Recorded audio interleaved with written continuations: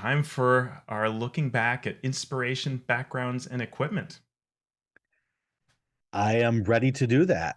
So what we are doing, if you have not been paying attention for the last few months, is we are revisiting fifth edition, since it's been 10 years since the release of the first public play test packet for D&D Next, and 8 years since the release of the first starter set. We have gone through the first three chapters, and we are now tackling chapter 4, personality and backgrounds. Last time that we talked about these things, all the way back on September 29th, it's been a while because of one D&D playtest packet Yeah. releases.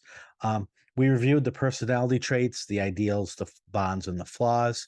We talked about how these attempts to define character in a way that can interact with the game has been attempted. It's been done in other games like Fate's Aspects or 13th Ages, one unique thing, and how that sort of works better with the game mechanics of those games than these personal characteristics did with 5th edition D&D.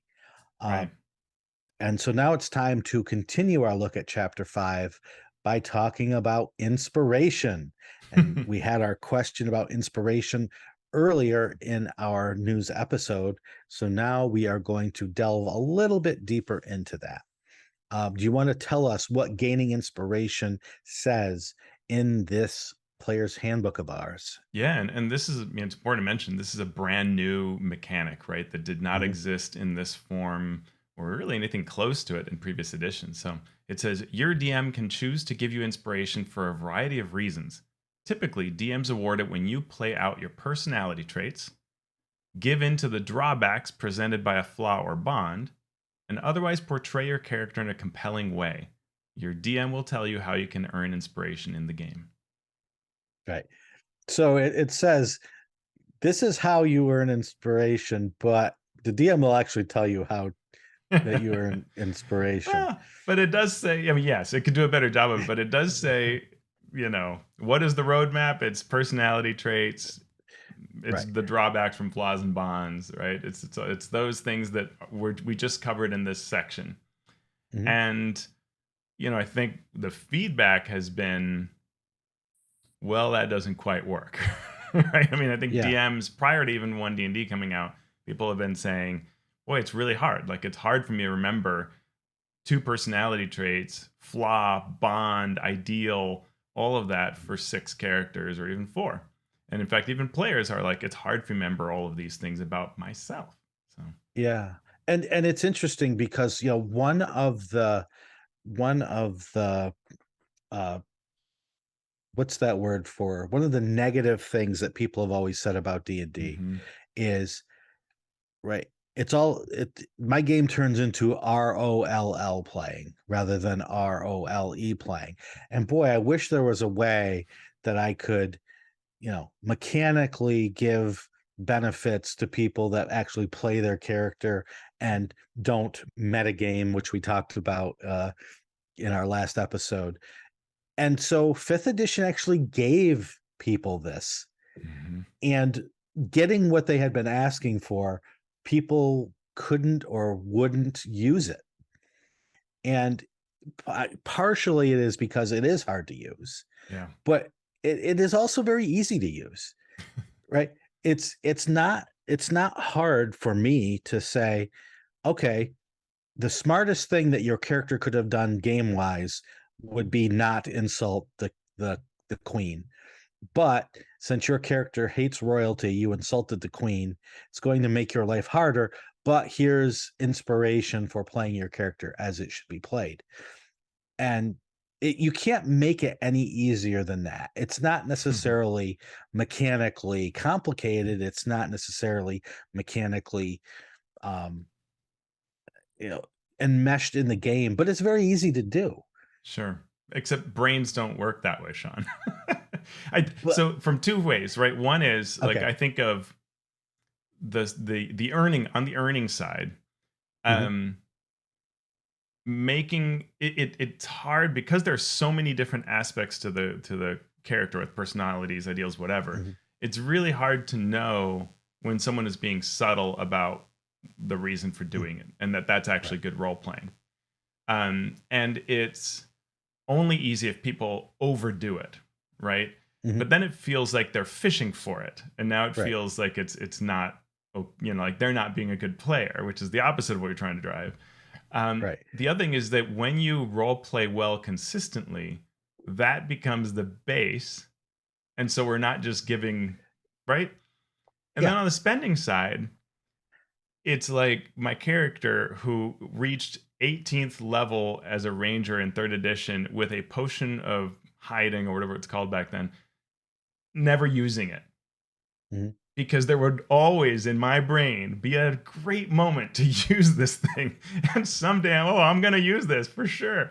And Right. there I am retiring from the campaign with this stupid potion that I could have used any number of times. And that's the problem with this sort of like use it before you roll. And then mechanically, advantage is heavy. You do want to use it before you roll, Mhm. but then that means that Okay. we're always saving it for the perfect time. And Well, you're talking about 2 different things here, right? You're talking about advantage.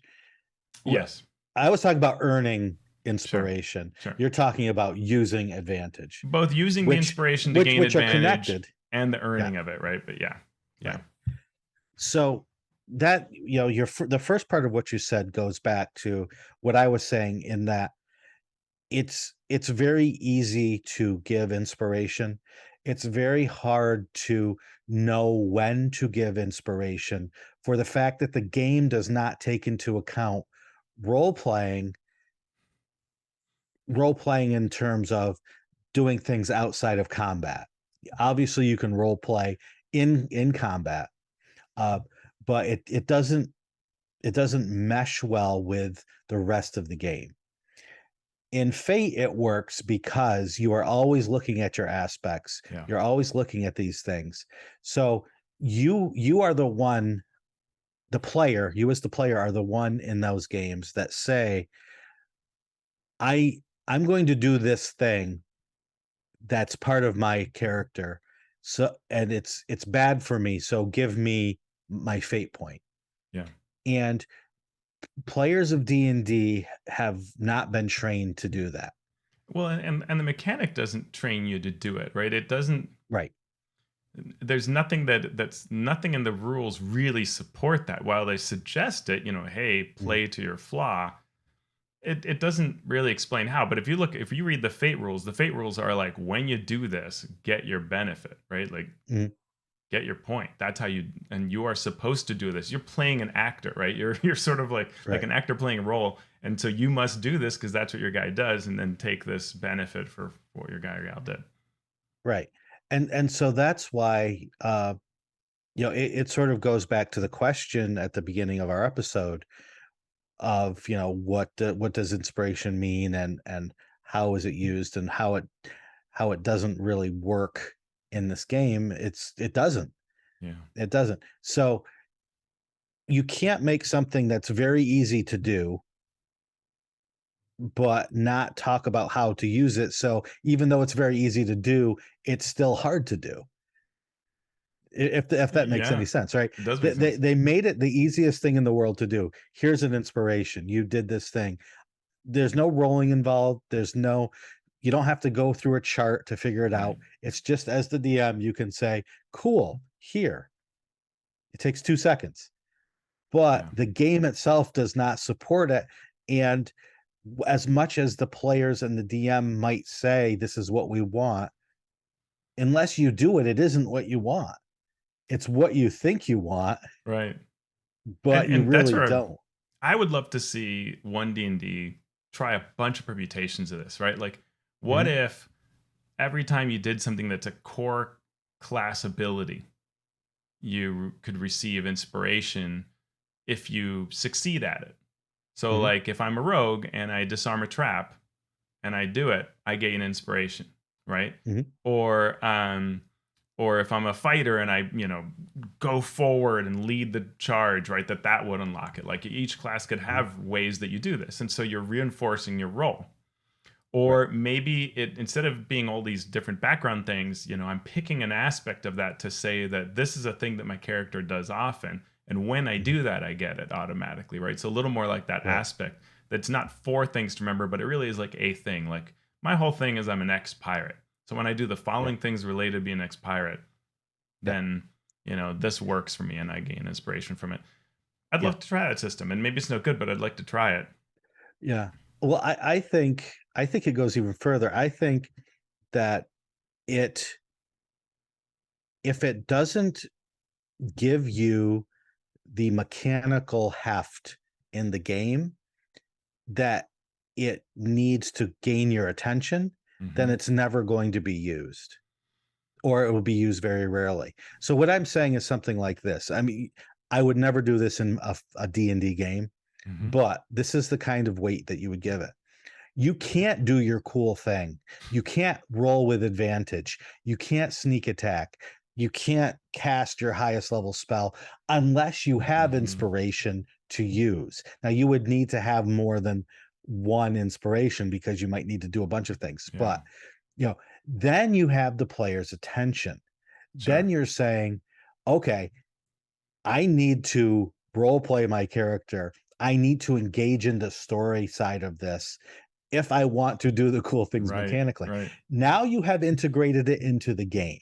Now Sure. people are saying, let's role play Yeah. for a bit, shall we? So I can sneak attack, so I can have advantage on my roll, right? So I Yeah, can use that feat right, to do right. 10,000 points of damage at first level. Now you have the player's Yeah, attention. I mean, and a way of that that may be more palatable for some is, what if your rogue to sneak attack had to do something fun to to cause that sneak attack, right? Like you have to Mhm, swing on the chandelier or duck behind the barrel or whatever, right? Which is mhm. somewhat like the old school way we used to play. Like a Sure. rogue to sneak attack would spend all this time trying to describe how they could even earn it. And I'm not looking for Right. that level of, 4 rounds, No. scuttling around, but more like, that as you move up to this ogre to sneak attack them, that you are explaining why that works, right? That you do a barrel roll as you get there or whatever it is, and get into position and attack from the other side.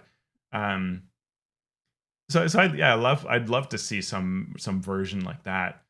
But what I do see in one D&D, I think that what I'm seeing, Sean, is stepping back from this very concept that we see here, right? When we look at the definition of inspiration in the 5th edition 2014 Player's Mhm, Handbook, it is about these personality traits and all this sort of thing, and clearly role playing based. mhm, If I look at one D&D, now it's about getting a result on a die or mhm. waking up when you're the particular class. So what does that do to the game? Because I don't see any role playing here. Right. What is And that inspiration becoming?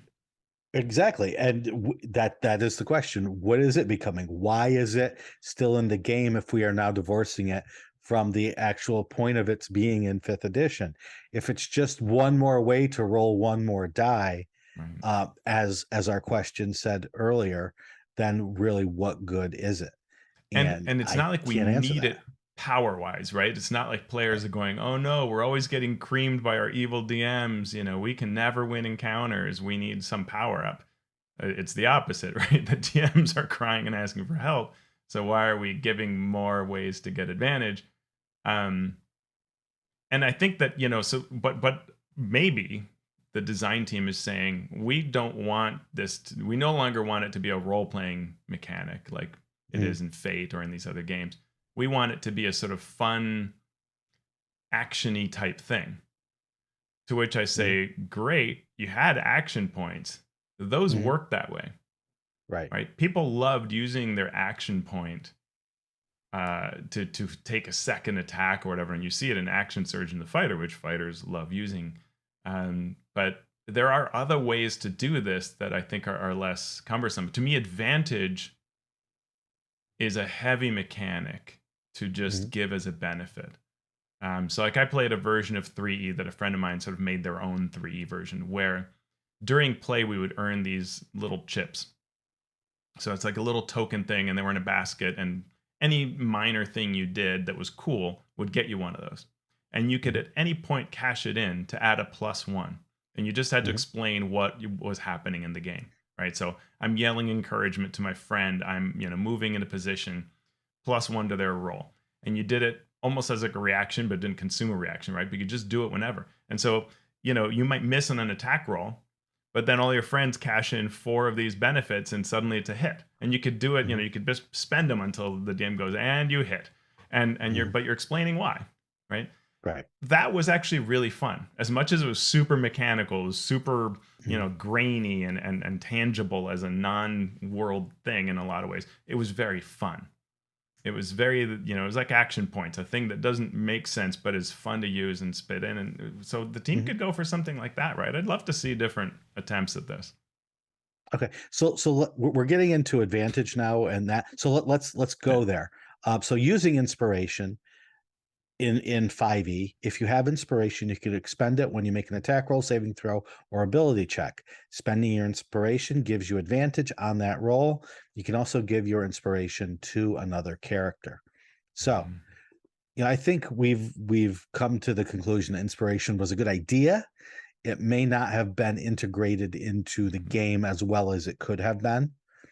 Uh, so there is an interesting thread on Twitter. It's from a month ago now, and it's from at Dan Talks Games about why they don't like 5e conversions of games. And the whole advantage disadvantage system is one of those reasons. And it's a very interesting read, and it gets down into some pretty complex math about what advantage and or disadvantage really does to a die roll, as opposed to adding a +2 or a Mhm. +3 or a +4 or a +5.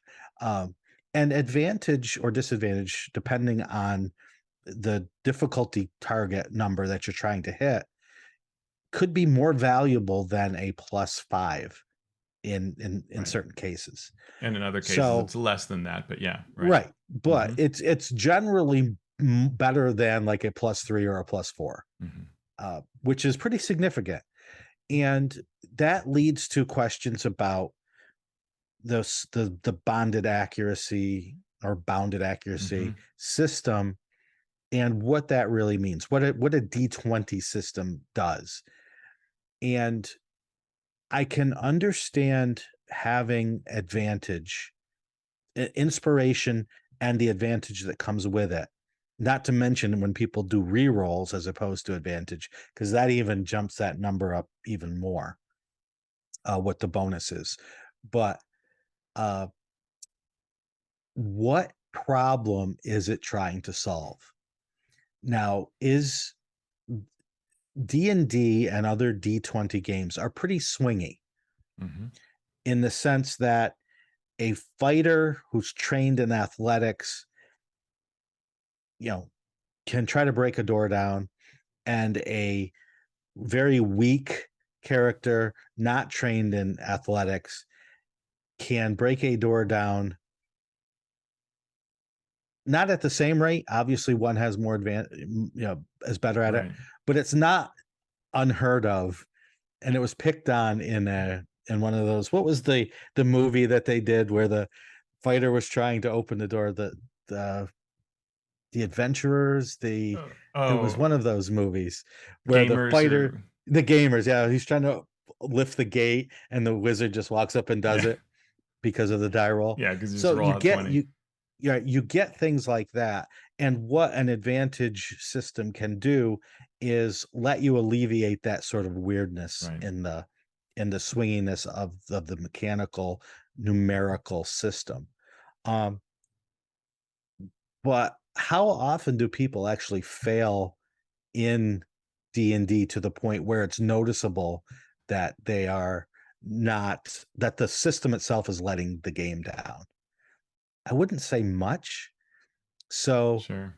having this system in place to fix that, I don't know if it's necessary or if it's even helpful.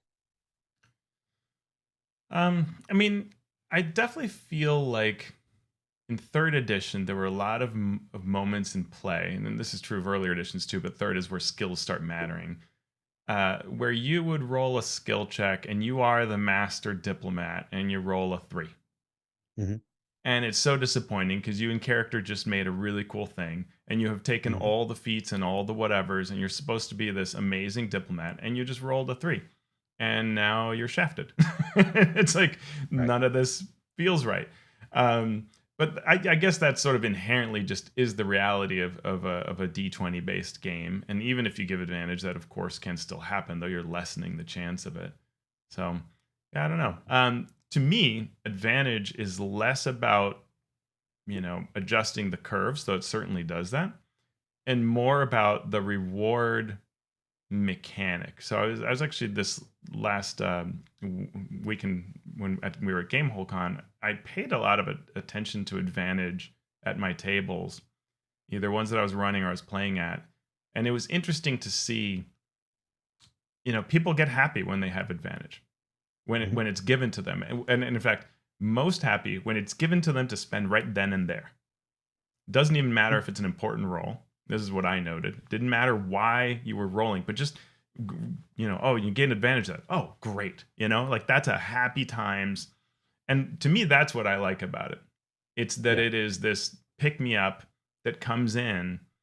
And so the worst of it is actually when I connect it to inspiration, because now it's like my potion of hiding. It's this thing that I should use in some optimal make it count way, when that's sort of not the fun. The fun of it is hey, use this right now. This is so cool. Yeah.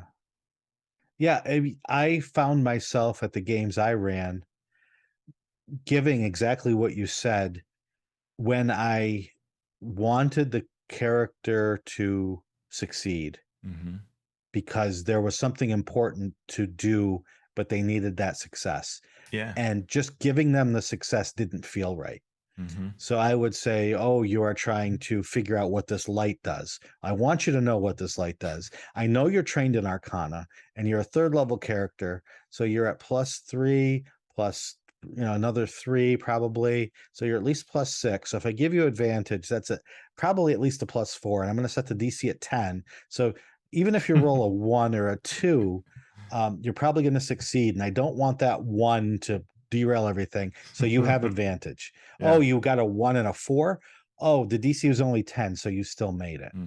Uh, and, I'm doing that mental math in my head while I'm running a game. And, it totally, I think, makes sense um, for me as the game master to use that as a tool. In Hmm. terms of, yes, people pepping up Yeah. and being very excited to get advantage and use it right away. Yeah, I'm fine with that. I'm cool with that. Yeah. But I'm not, this is cut this quote out. I'm not running a game to make people feel good. Uh, Oh, that's a clip right there. That's yeah, yeah, obviously I am, yeah. but I also want there to be at points the chance of failure, I guess. Sure. Yeah, yeah. And there's You're it's running two the sides of the same story, coin. not just the pleasure points, right? The stories has Right, ups and downs, and yeah. right. So, it's a tool for DMs. It's uh it's a tool for players, but like you said, it's also this little Pavlovian response for players. Yeah. And I'm less concerned about those Pavlovian responses than I am about making sure the flows smoothly. So, Yeah, there's it's that too. it's yeah. I mean, like one of my big campaigns that I ran, I would give inspiration at the beginning of every game, Mhm. and because it was a harder campaign, and it was, I think, always the case, or very close to always the case, that by the end of it, someone still had their inspiration. In fact, probably two people still had their inspiration, while others would Mhm. use them. But it's that idea of I mean, when we're going back to what's the point of our talking about this section, right? I think the thing is 2014's inspiration. You know, is it great? No, right? I mean, No. I think that's pretty clear, and you Right. can ask any number of GMs or players, and they'll tell you the same thing. It falls short of whatever it is that it's trying to do, and it's not even that clear what it's trying to do. It looks like what Yeah. it's trying to do is incentivize role playing in the 2014 version. In the Yeah. new version, it looks like it's trying to drive some sort of engagement, um, based on, I don't know, class features and what you roll. So, Yeah. and I think that maybe is the biggest thing is, what does 5e need with regards to inspiration? It needs to go back to the drawing board and really think about what Mm. it's doing and why. Right. and then really playtest that hard as to what is it achieving that goal of whatever it's doing. And it maybe can do more than one thing, but it's in its current form, right? It's falling short on sort of any metric of what Mhm. it's doing. You've got people who aren't using it. You've got people who don't know when to award it or forget to award it, or any of that. Forget how to earn it. Yeah. It's not. Yeah, Yep. it's unfortunate. All right. So the last part of the chapter is backgrounds. Um, this is what the book says about backgrounds. Every story has a beginning. Your character's background reveals where you came from, how you became an adventurer, and your place in the world. So I loved backgrounds when I read about them Hmm. for the first time. They were introduced in 5e, and I love them for one important reason. They helped players, especially new players, understand their character quickly while getting some game mechanical stuff in there without them having to pour through proficiencies and languages, equipment, and Yeah. characteristics. Uh, they could just sort of get it in one package. So, uh, the other thing that was important about them was that they weren't important. They had importance tied to them sort of haphazardly. Yeah, who you were is important for your story. Maybe having some proficiencies might be important, but they didn't have any bearing on what you were at 18th level and the choices that you were making then. You could just take whatever as you created the character, and the more important things are as you build up from there. So when I see choices and power being added to backgrounds, I get nervous because paradoxically, they become less useful in terms of getting players into the game, the more power you give them. Yeah. At least that's my take. No, I agree. So a couple things I want to add on my end. One is that backgrounds are one of the have been in the 2014 version. They're one of the easiest things to analyze from a game design perspective, right? So like if you're teaching Mhm, someone 5e game design, backgrounds is an excellent place to start because you can just say, hey, every background gets one or more of these, and here's the formula. And it's mhm. really nice and clean. And I always like that about it. I know you've taught this to your classes on game design and things like that. And Yep. it's great because it's so clear and transparent, right? And so the variance is less about, I mean, yes, of course you're choosing it a bit for proficiencies. Oh, I can get a free, stealth proficiency. And that's fine. That's not a problem uh, in most cases. But that concept is what's sort of coming across, right? The I am an ex sailor or pirate. I am a Mhm, noble. Those are the things that are kind of cool. And I think it does that reasonably well. Um, and I think the biggest problem is that I think the designers want, hearing what they're saying, want more out of it. They want this to resonate further than it does currently. And I agree with you on this paradox where the more you try to do, especially in light of how big a class is, how big an ancestry is, it clashes, and I don't know that it's going to provide that result. And it was very interesting for me at GameholeCon running 3 games of my Oceans Flump playtest, where everybody began as a Flump, and I asked the players, "Hey, while I'm telling you how we're going to start up, I want you to know that I'm going to ask you for 3 things: your name." So, of course, this led to very silly Flump names. That's fun. mhm, Your role in our little commune that we start in, and something interesting that makes unique from other Flumps. Your sort of Flump one unique thing. mhm, And, all players kind of go like, oh, geez, I got to come up with this. Ooh. But as we're talking, whatever, they just jot something down. And boy, the things they come up with. mhm, And those things come up later in play over and over again, right? The person who organizes things explains what they're doing in this particular room because they organize things back in their whatever. And on and on. Like these just played out where, and I was really blown away about how good people are at coming up with these with reinforcing their character when it's really simple. And I mhm, think the more you complicate it and the more you mechanize it, it takes away from that because now it's just this thing over there. mhm, But I think that if it were, you're an ex pirate, tell me why this matters to you would be better than a lot of structure. Mhm. And the more that you For start sure. giving people feats and whatevers, the less resonant it's actually going to be, which just seems weird, but I think that's true. So I totally agree with you on that paradox aspect. Yeah. Yeah. And so what do backgrounds give? They give proficiencies, languages, equipment, and characteristics. So proficiencies, they're, give a couple.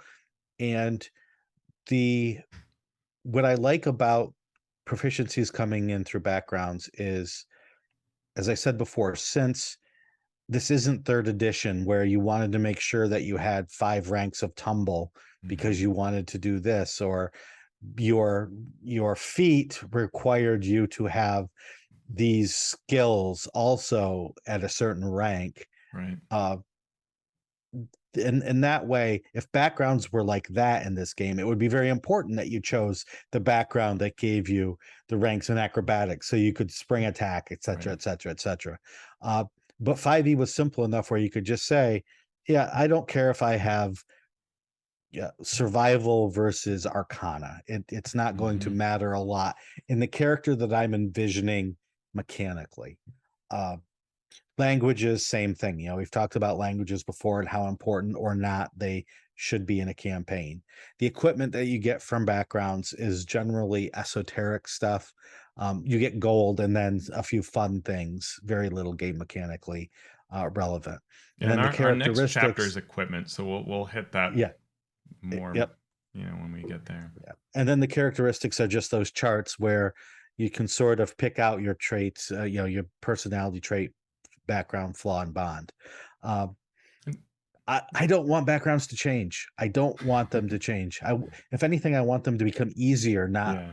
more difficult. For all the reasons you said, Ex Pirate to me has so much more story related weight than a background that is ex pirate with these feats or these features, Hmm. all of this.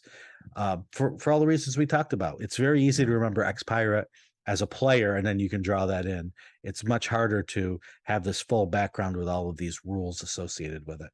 What do you make of the uh, 2014 Player's Handbook's backgrounds? They have the feature, right? So like the Mhm. I can request shelter at a church because I'm an acolyte, or you know I am a noble, and people will do the following for me, or I have retainers. Like what do you make of these? I I think that they didn't they didn't do enough for players and they did too much for DMs. Mm, yeah. Right, because the players looked at it and said, "This doesn't give me a +1 to hit on anything, so I'm not even gonna bother looking at it." I want more. I want something crunchier. And DMs looked at it and said, "Well, this is all sort of role-playing stuff, so unless the player reminds me that they have criminal contacts in this city, I'm just going to make them role play it out and make persuasion checks or deception checks or whatever checks to find out the information that they actually should just know because Yeah. of it." So it was the paradox writ large, right? Hmm. It was not enough for players, it was too much for DMs, and it didn't hit a sweet spot that worked for both sides of this complex game we play. Yeah, so looking at that to make it maybe more concrete for listeners, like if you're a acolyte, you command the respect of those who share your faith. You can perform, rites for your deity and whatever. So you may not be a cleric, but you know these types of things. And then it says that you can expect to receive free healing and care at a temple, shrine, or other established presence of your faith. That you need to pay for the material components. Those who share your religion will support you, but only you at modest lifestyle. You might also have ties to a specific temple. While near it, you can call upon priests for assistance, provided it's not hazardous to them and you're in good standing. And, I wonder if it should really be, it would it be better if it were abstract, if it were more like, you know, choose a concept or a deity. You are close to these, and those who are close to them or similar deities will see Mhm. you in favor, will see you favorably. Like it should just be, with almost, because this sort of tries to cross over into telling you what the benefits are without really doing that. And I appreciate that it doesn't say like, it's 10% discount or whatever, but off the following spells, right? But it's sort of in between, and I wonder how the feature could work better, or if it should even be Well, really a feature. I don't know. we can go right back to where we almost started this conversation with, if you say in there, you are connected with this faith or this god or this network of temples, um, and you can gain inspiration if you interact with these people in a positive way, and you can only sneak attack if you have inspiration. You are now you are now role playing, right? You are now players again. They're paying attention to this. Yeah. Now this gives them something if they follow their character's personality, flaws, bonds, etc. Hmm. Now you're there. Now you have their full attention. Um, and do I think players would accept that? No. I don't know if even DMs would accept that. Yeah, well, and Um, how do you make any of it actually I was looking at the criminal contact, and it's pretty good at being nebulous. Like, it just says you have yeah. a reliable and trustworthy contact that is connected to other criminals. And I've this is one of the ones I've seen used the most in play, Mhm. where the player will say, "Hey, I've got this criminal contact," and especially new players do this. Old ones get it beaten out of them, but new players will say, "I have a criminal contact. Do they know anything about this group?" And the DM will be like, "Ah, no, not really." Right. Because there's nothing teaching the DM to say, Right. To say yes. absolutely, let me tell you how we're going to work for, yes and with this, right? Right. Right. But the DM And should absolutely say, yes, let's set up a and meeting with your contact, or right. let's play this And out. Let's that's what I mean about being too much for the DM, right? hmm Because what it's doing to a DM who has created this story or created this yeah, world, it's not, but they feel like it's taking away their agency. Oh, yeah, now I have to change my story in my world because this player's little little thing says that they have a contact here that's going to short circuit the adventure. Rather than leaning into that and using that to yeah, build the world, DMs too often say, well, this is my world and I'm not going to put that in. So it's too much for the DM. And then it just, since the DM isn't yeah. going to give on that, it's not enough for the player. Um, yeah, Hmm. I think we agree there. Yeah, yeah, yeah. That's interesting.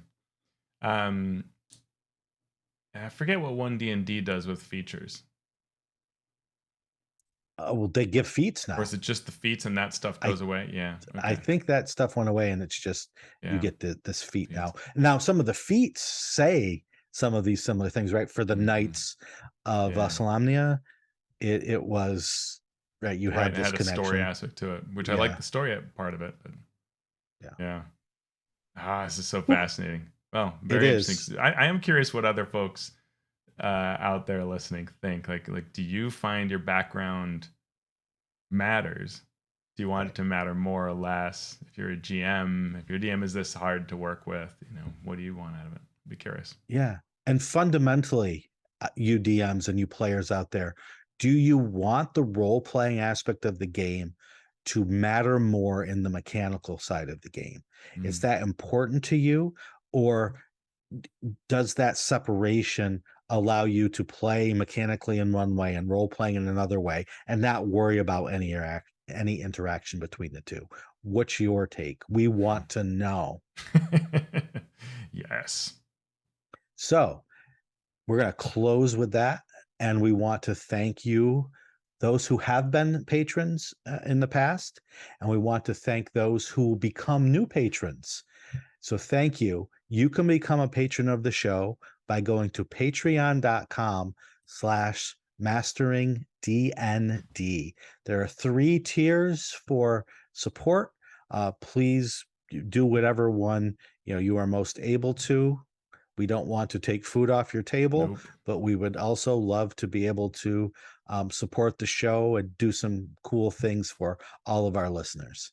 So, Teos, where can people find you or your work on the socials? Yeah, find me at alphastream.org. From there, you can reach all my various efforts. I'm also on Twitter at AlphaStream. Where can we find you, Shawn? You can find me on Twitter at Shawn Merwin. You can find the podcast on Twitter at Mastering D&D. You can now join our community to ask questions on Patreon. And you can also leave comments on the brand new, spiffy, new car smell Mastering Dungeons YouTube channel. Phthalates. Okay, so Teos, now that we're done recording, what are we going to do now? I'm gonna try to figure out how to take all these various files and put them into these various websites so we can kill monsters. And I will grant you inspiration.